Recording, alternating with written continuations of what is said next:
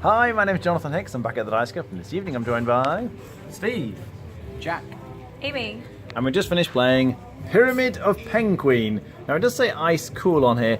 It doesn't really have anything to do with Ice Cool, except that it's sort of set in the Ice Cool universe, if you like. So you have 4 players potentially who are penguins. So we were the penguins here, and we are against the mummy. Steve was playing the mummy. Can you tell? Now, you have a double-sided board here. If I just turn this around very briefly, the other side is kind of exactly the same as Steve can see. And Steve is controlling the mummy. So Steve, if you move yours around, and it's magnetic, so as he moves it around on his side, it moves it on our side. We are the little discs here, which are also magnetic, so they kind of stick to the board like this. And essentially, we are trying to run around in this Pyramid of Pengqueen, collecting artifacts. You start with 5 cards, 1 of each colour. So if you look at the board, they're kind of grouped in colours. So they're kind of yellow artifacts, purple artifacts, orange artifacts, etc. And you're trying to claim them. So if you manage to get to it, you kind of declare that you've got it and you put it face up. So these are the 2 that I haven't managed to get yet. So we take it in turns, and on your turn, you roll the dice. Now, if you get any mummy symbols, they kind of get locked and they go off to the side. You can't use those. And from the remaining ones, I get to pick whichever number I like. So I could pick a 3 or a 4, say, and then move that many spaces. So if I pick the 4, so I kind of look at which ones I need next. I need the purple diamond thing and the yellow axe. So, or they're on this side. So I don't really want to go where the mummy is. So I'm going to try and go the long way around. So I'm going to go 1, 2, 3, 4. Alternatively, though, I could have picked the arrow. The arrow lets you move as far as you like in one direction until you hit an obstacle, effectively. You have to keep going. So if I decided to use the arrow here, I could go all the way. I'd have to go to here and then stop.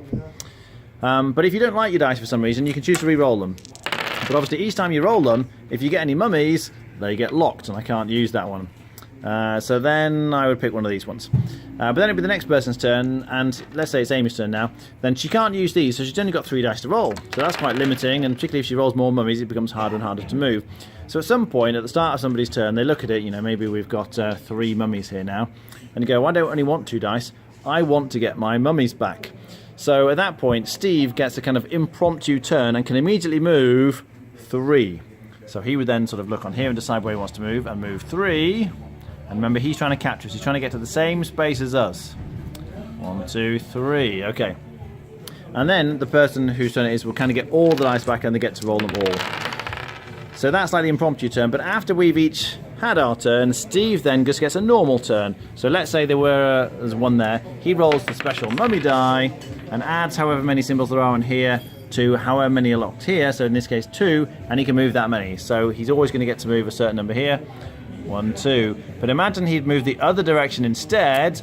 He's captured somebody. It's quite nice because it's magnetic. It kind of jumps on top of the mummy and gets captured. So whenever that happens, the appropriate penguin, that was the blue one, loses. Who was blue? I lose, but Amy. I would have lost You lose a life. Okay, you start with 3 lives, and if you ever lose your last life, then that penguin's eliminated from the game.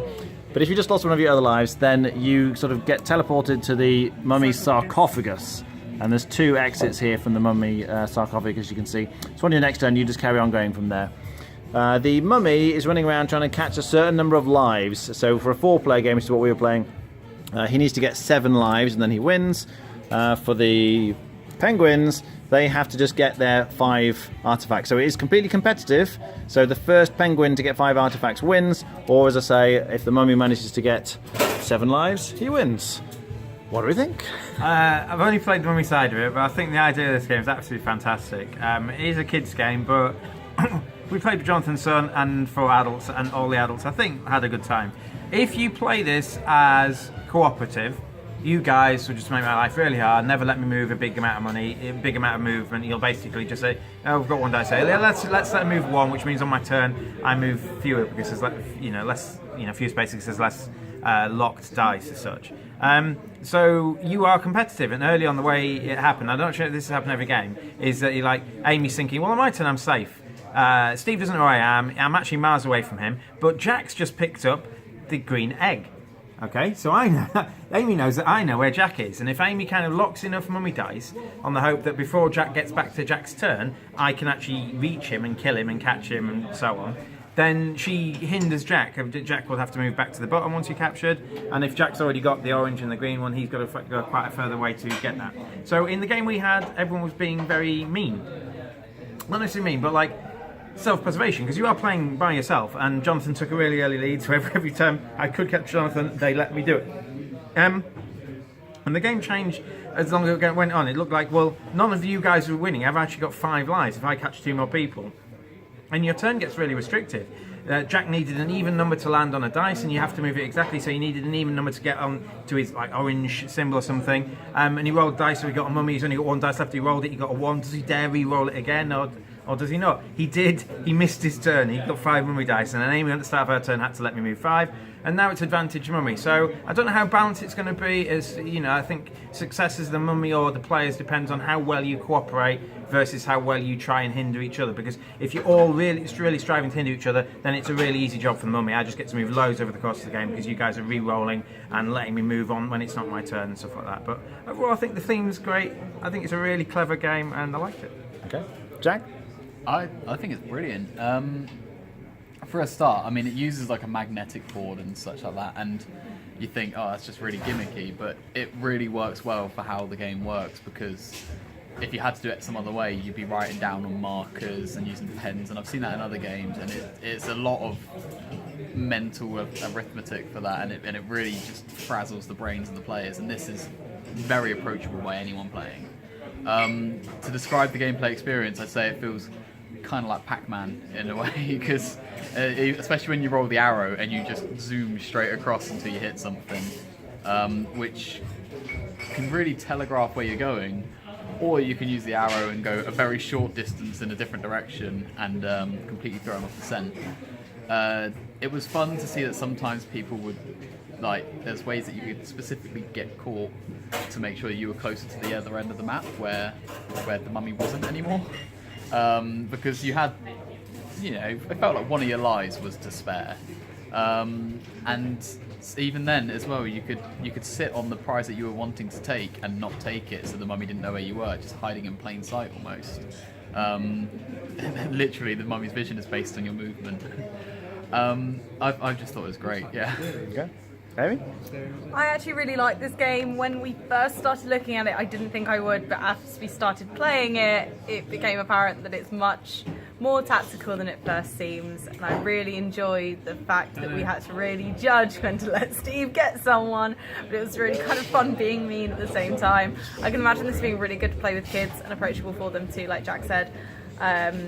If you like the kind of hidden location games, I can imagine it would be really cool to have adults on one side and actually just one kid on the other side being a mummy trying to catch all the adults. Would be really fun. Yeah, it doesn't take very long to learn for the first time either, which is always a plus.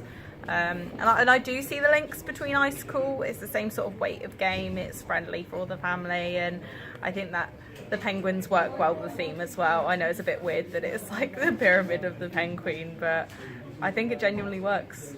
Rating? 7. Jack? 8.5. Not my sort of game, but for what it is, it's excellent. 8.5. Okay. Yeah, I think they've done a great job. Obviously, for families, kids, it works really, really well. My son was probably a little bit too old for it, but actually while we were playing the game, he really enjoyed himself. I'd probably say the right age for this would kind of be 5 to 10 years old, I think would be perfect. And I think kids would have a blast with it.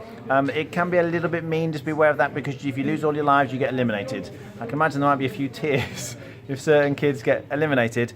But it'd be great, you know, if one parent plays the mummy as well and all the kids are running around going, he's after us, then it's just going to be a lot of fun. It's really well executed. As they said, I'd be on an 8 out of 10. All right, thanks very much for watching. That was Pyramid of Pengqueen.